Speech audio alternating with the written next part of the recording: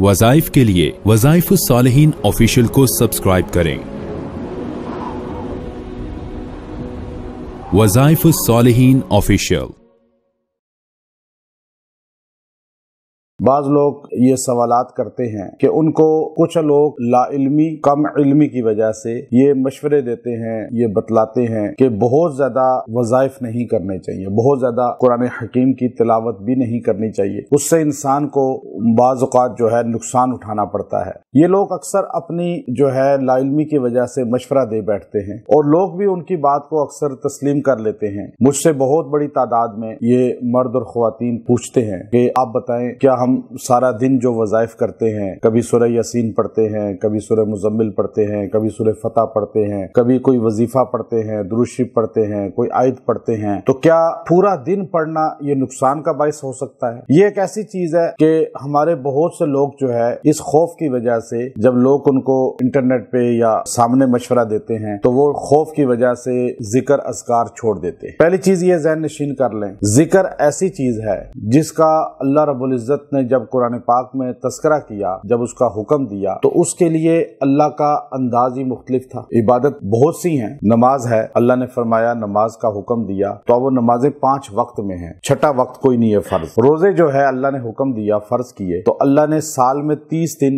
1 महीना रोजा फर्ज किया, उसके बाद कोई महीना कोई रोजा फर्ज नहीं है। हज के दिन है जिलहिज्जा के, वो 10 दिन है, उसके अलावा हज पूरे साल में कहीं नहीं है। ज़कात भी साल में 1 मरतबा है, उसके अलावा पूरा साल आप नफली देंगे सदका, लेकिन फर्ज नहीं है। अब ये जितनी भी अल्लाह रब्बुल इज्जत ने इबादत को कुरान हकीम में हदीस में बयान किया तो उसकी लिमिट है, लेकिन जब जिक्र का अल्लाह ने जिक्र किया, तस्करा किया और जिक्र की तरगीब दी तो अल्लाह ने उसकी कोई हद मुकर्रर नहीं, बल्कि अल्लाह ने खुद फरमाया या अय्युहल्लज़ीना आमनु ज़कुरुल्लाह ज़िक्रन कसीरा, ऐ ईमान वालो अल्लाह को याद करो कितना, कसीरा बे इंतहा, बहुत ज्यादा। कितना ज्यादा? 1 मिनट, 10 मिनट, 1 घंटा, 2 घंटा। कसीरा का लफ्ज बताता है, अल्लामा अलूसी रहमतुल्लाह अलैह अपनी तफसीर रूहुल मानी के अंदर बाकायदा इस पर बहुत ज्यादा, चूंकि वो तफसीर है ही तसव्वुफ के अंदाज पर, तो उन्होंने इसको बाकायदा तौर पर फरमाया कसीरा का मानी ये है कि आप रात दिन जिक्र करते रहे। यहाँ तक कि हदीस बुखारी इस पर दलालत करती है कि नबी सल्लल्लाहु अलैहि वसल्लम ने फरमाया कि हदीस कुदसी है, अल्लाह फरमाते हैं बंदा मेरे करीब होता है नवाफिल से, नवाफिल की कसरत से, इतना करीब होता है कि करीब होते नफल ज्यादा पड़ता है, ज्यादा पड़ता है, यहाँ तक कि मैं उसका कान बन जाता हूँ, आंख बन जाता हूँ, उसका जिस्म का हिस्सा बन जाता हूँ। मानी ये हदीस का है कि फिर वही करता है जो अल्लाह चाहता है, यानी वो अल्लाह का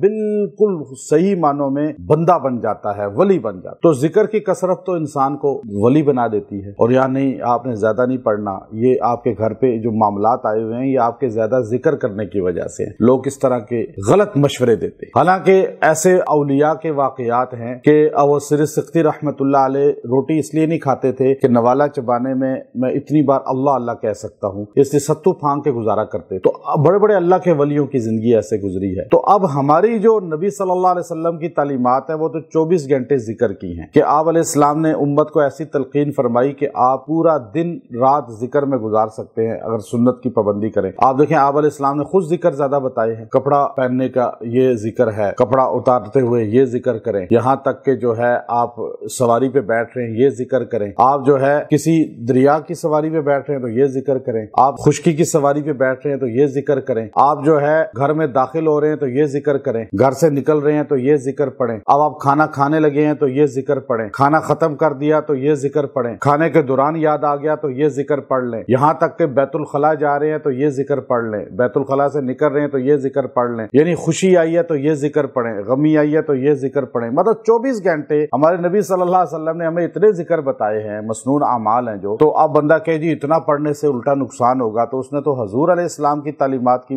नफी कर दी। तो ये आम पब्लिक को अक्सर नहीं पता होता। और याद रखें इस पे मेरा पूरा लेक्चर है, लेकिन मैं फिर मुख्तसर इसमें बताता हूँ, कोई कुरान की आयत, कोई जिक्र जो है گرم نہیں ہے، نقصان دینے والا نہیں ہے۔ لوگ کہتے ہیں جی گرم ہوتی ہے، تلاوت زیادہ کریں گے دماغ پھر جائے گا، گانا بہت سنتے ہیں، سارا دن رات موبائل پہ لگے رہتے ہیں تو دماغ نہیں پھرتا، قرآن پڑھتے ہوئے ذکر کرتے ہوئے جی دماغ پھر جائے گا، پاگل ہو جائیں گے، ریئیکشن پڑ جائے گا۔ تو آپ موبائل استعمال، لیپ ٹاپ استعمال، کمپیوٹر استعمال کرتے ہوئے پہاڑوں پہ اترتا ریزہ ریزہ ہو جاتے، اتنے گرم تھا قرآن۔ لیکن اللہ نے اس کو آسمان دنیا سے قلب محمد صلی اللہ علیہ وسلم پہ اتارا، حضور کے سینے پہ اتارا۔ اگر ڈائریکٹ قرآن زمین پہ اترتا تو قاری قرآن پڑھتا، حافظ قرآن پڑھتا، کوئی عام بندہ قرآن پڑھتا تو منہ میں چھالے نکل آتے، معدہ جل جاتا، کلیجے پھٹ جاتے، کیونکہ اتنا گرم تھا، یہ ہیٹ تھی اس کے اندر۔ لیکن چونکہ یہ اللہ نے اتارا، اس کی تپش کو ماؤنٹ ایورسٹ برداشت نہیں کر سکتی تھی، K2 نہیں کر سکتا تھا، لیکن حضور کے سینے نے کیا اور قلب محمد پہ اترا۔ پھر یہ گرم تھا، ہیٹ ساری اس کی جو گرمائش تھی وہ قلب محمد نے محفوظ کر لی، پھر زبان محمد سے یہ ٹھنڈا بن کے جاری ہوا۔ اب یہ جمال ہے، جلال نہیں ہے، قرآن کوئی جلال نہیں ہے، یاد رکھیں اس کے اندر جمال ہے، اس لیے تو مریض شفا یاب ہوتے ہیں، ورنہ آپ آیت پڑھ کے دیں کسی کو تو وہ تو اور بیمار ہو جاتا کہ جی جلالی ہے۔ اور ہمارے نبی بخاری شریف کی حدیث ہے کہ سورہ فاتحہ صحابہ نے پڑھی تو سانپ کا ڈسا ہوا بچ گیا۔ آپ علیہ السلام صحابہ، مسلم شریف کی حدیث، بخاری شریف کی حدیث ایک نہیں بے شمار ہیں۔ سید عائشہ صدیقہ رضی اللہ عنہا فرماتی ہیں ہمارے نبی معوذتین اور دو جو باقی کل ہیں یہ اپنے ہاتھ پہ رات کو لیٹے ہوئے پھونکتے تھے اور پوری باڈی پہ پھیر لیتے تھے، اور جب آخری عمر تھی اور آپ کے حرکت نہیں کر رہے تھے، جب آپ مرض میں تھے تو میں کے جو ہے ہاتھوں پر پھونکتی تھی اور آپ ہی کے ہاتھ جو ہے آپ کی باڈی پہ پھیر دیتی، تو پتہ چلا کہ یہ ٹھنڈا ہے کلام، اور حضور باقاعدہ پھونکتے تھے اور باقاعدہ جو ہے پھیرتے تھے ہاتھ۔ اس لیے زیادہ پڑھنا نقصان دہ نہیں ہے، اور جتنا بھی پڑھیں سارا دن پڑھیں۔ اب ہمارے جو وظائف آتے ہیں آپ 3 گٹھے کر لیں، 4 پڑھ سکتے ہیں گٹھے، لوگ پوچھتے رہتے ہیں۔ تو یاد رکھیں یہ آپ کو بڑے بڑے ڈاکٹر پھر رہے ہیں جو ہمارے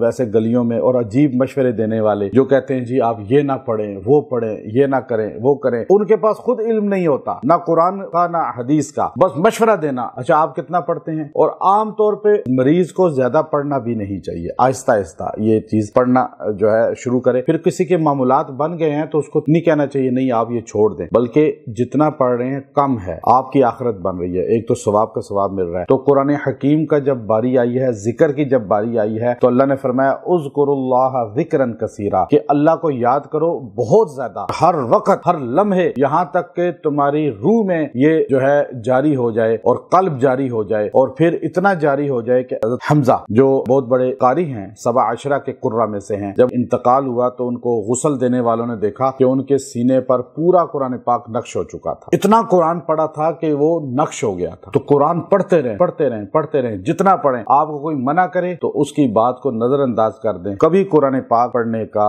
حدیث کے الفاظ پڑھنے کا کبھی ریئیکشن نہیں ہوگا۔ ہاں وہ آپ کس بندے پہ ہوگا اب یہ مختصر سن لیں۔ پہلے سے دماغ ویک ہوئے ہوتے ہیں، کمپیوٹر، موبائل، لیپ ٹاپ، ان چیزوں کو یوز کر کے، اور پھر جو ہے سر کو مالش نہیں کرتے، خشک رہتے ہیں، تیل لگانا ہی چھوڑ دیا اس امت نے۔ اب پہلے مالشیں ہوتی تھی، دماغ تر رہتے تھے، اچھا اب آپ کے دماغ خشک ہیں، آپ نے اتنا زیادہ ٹینشنیں ہیں، بیماریاں ہیں، خوراکیں کمزور ہیں، پھر آپ موبائل یہ چیزیں یوز کر رہے ہیں، دماغ کمزور ہو چکے ہیں، پھر آپ تھوڑا سا ہی پڑھتے ہیں تو سر چکراتا ہے، تو آپ کہتے ہیں قرآن کی وجہ سے ہوا۔ نہیں، یہ ان غلطیوں کی وجہ سے ہوا ہے جو آپ پہلے کر چکے ہیں یہ سارے کام، اور اب آپ دماغ کی مالش کریں، ہمارے نبی کی سنت ہے۔ پھر آپ طاقتوری چیزیں کھائیں، بادام کھائیں۔ آپ کمزور چیزیں کھائیں گے تو کمزور ہی ہوں گے، تو پھر کہیں گے نہیں قرآن پڑھنے سے میرا دماغ ہل گیا۔ نہیں، قرآن پڑھنے سے نہیں ہلا، آپ کا دماغ ویک ہے، آپ مالش کریں، بالکل ٹھیک ہو جائیں گے انشاءاللہ۔ وآخر دعوانا الحمدللہ رب العالمین۔